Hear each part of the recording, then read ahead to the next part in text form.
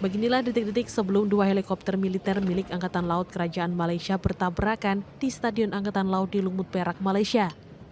Dua helikopter yang bertabrakan ini merupakan bagian dari formasi terbang helikopter. Salah satu helikopter terbang terlalu dekat dan menghantam rotor helikopter lainnya. Akibatnya dua helikopter terjatuh di sekitar area kolam renang stadion. 7 awak helikopter Home dan 3 awak helikopter Fennec tewas di lokasi. 3 di antara 10 awak heli ini adalah prajurit wanita Angkatan Laut Malaysia. Saat terjatuh, serpihan bagian helikopter terpental ke sekeliling lokasi.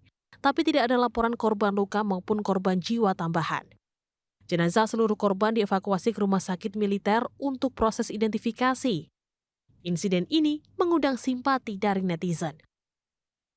Ada netizen yang diduga kerabat korban yang mengungkapkan saat terakhir mereka bertemu. Angkatan Laut Kerajaan Malaysia akan membentuk badan investigasi untuk mengidentifikasi penyebab insiden ini.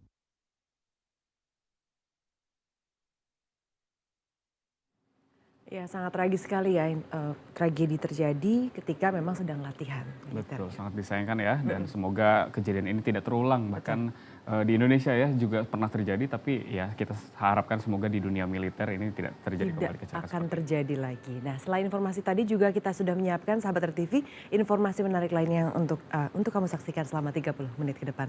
Langsung saja kalau gitu, ini dia Lensa Indonesia Pagi bersama saya Tasya Syarif. Dan saya Doni Hermatra.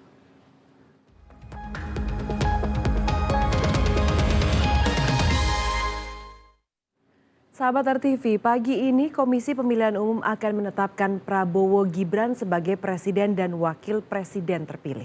Selain akan dihadiri tim pemenang, KPU juga mengundang kedua paslon lainnya dan petinggi partai politik serta sejumlah pimpinan lembaga negara.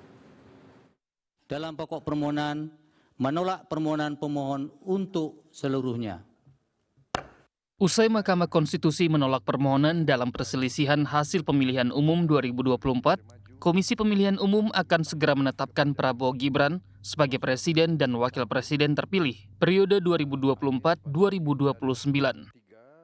Berdasarkan peraturan Komisi Pemilihan Umum, KPU memiliki tenggat waktu 3 hari sejak putusan MK dibacakan.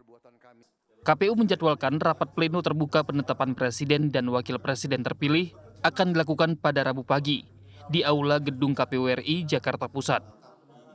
Selain dihadiri oleh Prabowo Gibran sebagai paslon pemenang, KPU juga mengundang paslon nomor urut 01 Anies Baswedan Muhaimin Iskandar dan paslon nomor urut 03 Ganjar Pranowo Mahfud MD untuk hadir dalam acara ini. Oleh karena itu, besok pagi pukul 10 tanggal 24 April tahun 2024, KPU akan mengundang sejumlah pihak, 3 pasangan paslon juga kami undang untuk melakukan rapat pleno terbuka terkait dengan penetapan pasangan calon presiden wakil presiden terpilih pemilu 2024. Selanjutnya Presiden dan Wakil Presiden terpilih akan melaksanakan pengucapan sumpah janji pada 20 Oktober mendatang. Dari Jakarta, Sekar Rasati, Feba Alexander, RTV. Sobat RTV, langkah Anies Baswedan untuk melanggeng ke Istana Merdeka terhenti usai Mahkamah Konstitusi menolak seluruh gugatan perselisihan hasil pemilu Senin lalu. Akan tetapi merebak isu Anies Baswedan akan maju kembali dalam Pilkada DKI 2024. Benarkah demikian? Lalu bagaimana Koalisi Perubahan menanggapi isu majunya Anies di Pilkada DKI? PKS menyatakan tak akan mendukung Anies, sementara Nasdem merestui Anies untuk berkontestasi kembali menjadi calon gubernur DKI. Sidang selesai dan ditutup.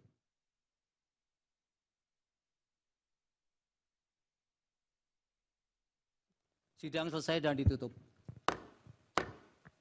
Gagal di Pilpres 2024 setelah putusan Mahkamah Konstitusi Senin lalu, Capres Anies Baswedan diisukan akan maju Pilkada DKI Jakarta pada 27 November 2024 mendatang.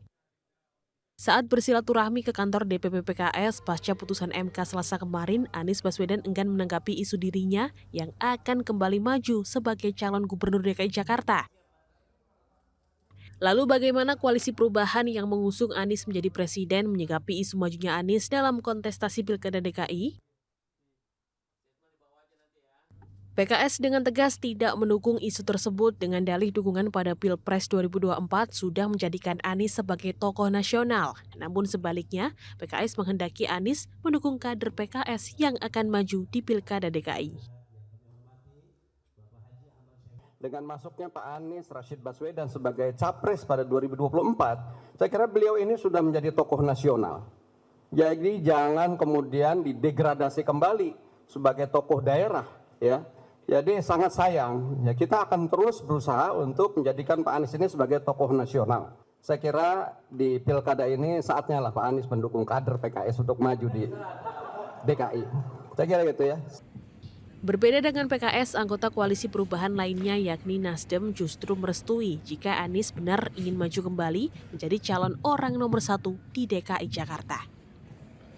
Ketua DPP Nasdem Willy Aditya mengungkapkan sikap Partai Nasdem terkait isu majunya Anies di Pilkada DKI sudah diutarakan Ketua Umum Nasdem Surya Paloh pada 18 Maret lalu, di mana Nasdem siap mendukung Anies untuk maju kembali di Pilkada DKI.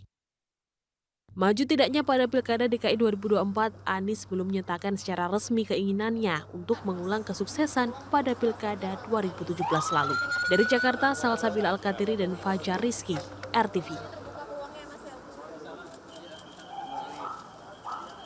Kita beralih ke informasi lainnya, sahabat RTV. 6 muda-mudi diamankan Satuan Reserse Narkoba Polres Metro Jakarta Selatan dari sebuah hotel di kawasan Setiabudi, Kuningan.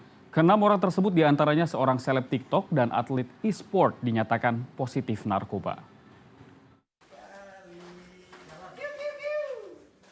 6 orang, yakni 3 pria dan 2 wanita ditangkap Sat Narkoba Polres Metro Jakarta Selatan Senin malam lalu. 2 diantaranya adalah Chandrika Cika, seorang seleb TikTok, dan seorang atlet e-sport muda berbakat bernama Herli Juliansyah atau biasa disebut Aura Jeksi. Cika, Herli, dan 4 temannya ditangkap di sebuah hotel kawasan Setiabudi saat sedang pesta narkoba dengan barang bukti rokok elektrik beserta liquid mengandung zat terlarang, yakni tetrahidrokannabinol dan metamfetamin. Keenamnya kini telah ditetapkan menjadi tersangka karena hasil tes urin menyatakan positif narkoba dan terancam 4 tahun penjara. Ya, kami jelaskan kembali bahwa terhadap ke-6 tersangka sudah kita lakukan tes urin dan hasilnya semuanya positif. 4 orang yang kita temukan positif narkoba jenis ganja, kemudian ada 2 orang juga yang positif metamfetamin. Ini masih kita lakukan pendalaman. Sebagai informasi, Chandrika Cika pertama kali terjun ke dunia hiburan setelah videonya di TikTok viral dan menuai banyak pengikut. Wanita muda ini kini telah mengantongi lebih dari 74.000 followers dan akunnya sendiri menuai 1,4 juta likes. Cika juga diketahui sempat menjalin hubungan asmara dengan seorang YouTuber muda terkenal. Dari Jakarta, Ajiat Moko, RTV. Kita ke Jakarta Utara, sahabat, di mana ada berita viral nih, sebuah mobil menabrak tembok pusat perbelanjaan di kawasan Kelapa Gading. Ya, ini tapi siapa sangka mobil yang menjadi properti pameran itu ternyata dikemudikan seorang bocah. Berikut video amatirnya.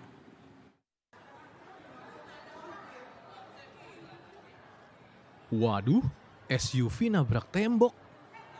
Loh kok ada bocah dari dalam mobil? Dia yang nyetir gitu?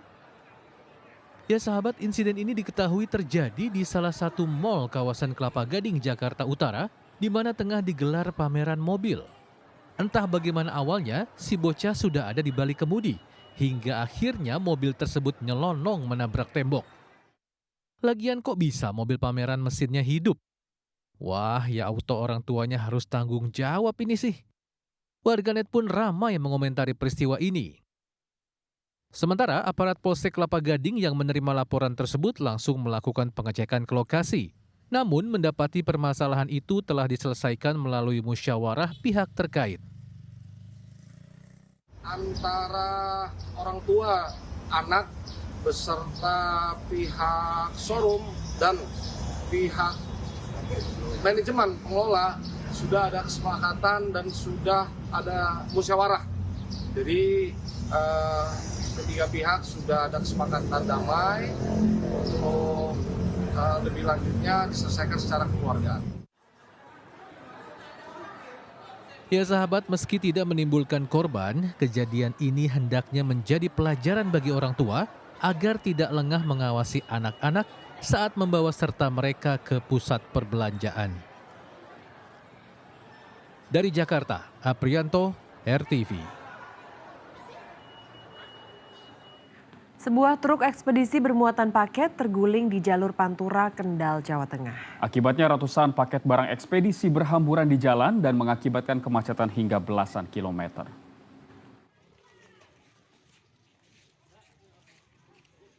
Ratusan paket barang tergeletak di jalur pantai utara Jawa di Patebon, Kabupaten Kendal, Jawa Tengah pada Senin sore. Paket barang ini berhamburan setelah truk ekspedisi yang membawanya pecah ban dan terguling di tengah jalan. Akibatnya jalan tertutup dan mengakibatkan kemacetan belasan kilometer. Arus lalu lintas kedua arah pun dialihkan melalui jalur lain. Evakuasi truk dan paket barang terhambat karena menunggu truk pengganti yang baru datang Selasa pagi. Kirim ke Bali. Oh gitu ya. Nah ini nanti rencananya barangnya mau dikirim ke jenengan ke sana? Ya, ke Bali. Jenengan yang kirim berarti? Ya, nanti kalau penontonnya datang ya saya yang tapi harus mobil 2. Karena besarnya kendaraan, proses evakuasi pun berjalan lambat.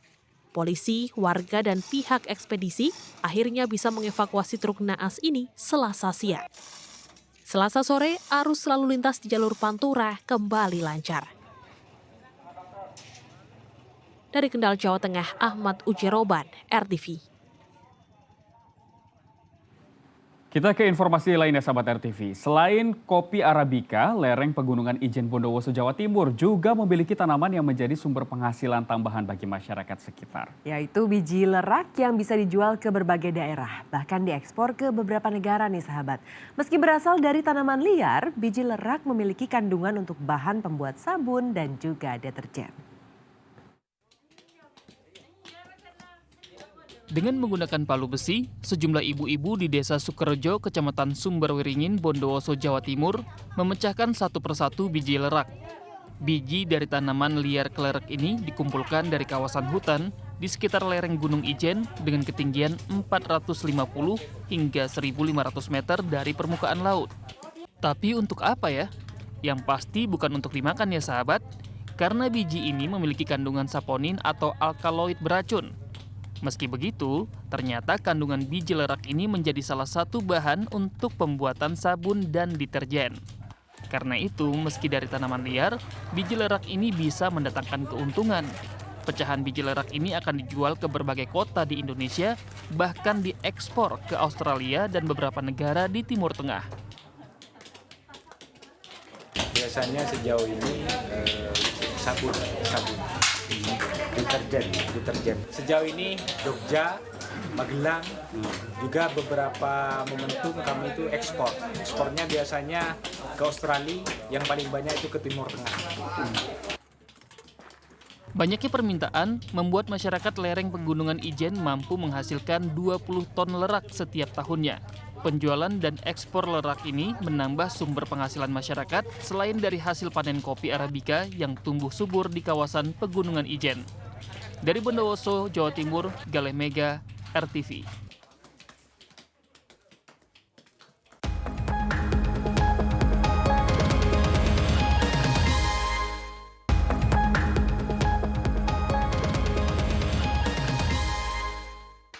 Yuk, scan ulang siaran digital kamu. Caranya mudah. Hidupkan set-top box dengan remote-nya. Lalu nyalakan televisi kamu. Setelah itu di menu pengaturan, pilih sistem penerimaan siaran. Selanjutnya, masuk ke program tuning otomatis untuk mencari siaran digital. Dan tunggu sampai prosesnya selesai. Jika siaran digital belum ditemukan, coba ulangi langkah sebelumnya untuk proses scan ulang. Atau pilih manual scan dan masukkan kode UHF sesuai kota masing-masing. Ayo, scan ulang siaran digital kamu sekarang. Jika ada kendala siaran RTV, hubungi semua sosial media atau website RTV. Dan informasi tadi mengakhiri jumpa kita di Lens Indonesia pagi hari ini. Akhirnya saya Doni Herbatra. Dan juga saya Tasya Syarif. Terima kasih sahabat RTV sudah menyaksikan kami. Selamat pagi dan sampai jumpa.